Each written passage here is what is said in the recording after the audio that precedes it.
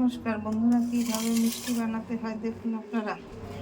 আমি ছানা নিয়েছি বানিয়ে।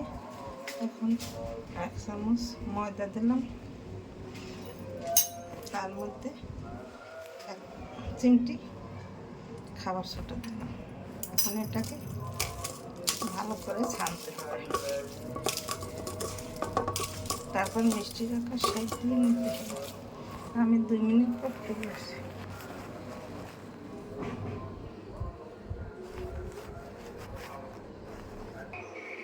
আমি 2 মিনিট পর ফিরে আসি।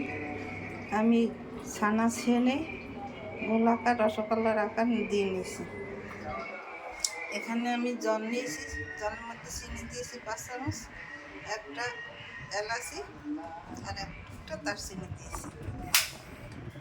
এখন এটাকে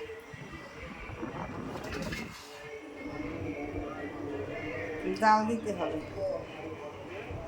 আমি 2 মিনিট পর ফিরে আসি। জল ফুটে গেছে। এখন জলের মধ্যে আমি মিষ্টি ছেড়ে দিলাম।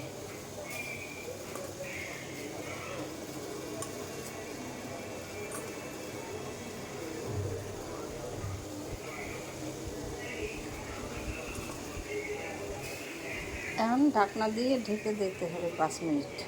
ঢাকনার ছিদ্রটা এরকম কাগজ দিয়ে বন্ধ করে দিতে হবে। আমি 2 মিনিট পর ফিরে আসছি।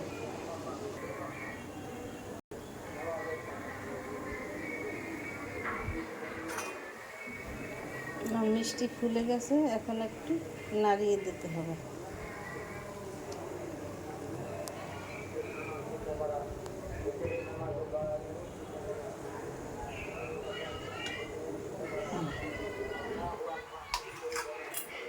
আমার ঢাকনা দিয়ে ঢেকে রাখতে হবে 2 মিনিট।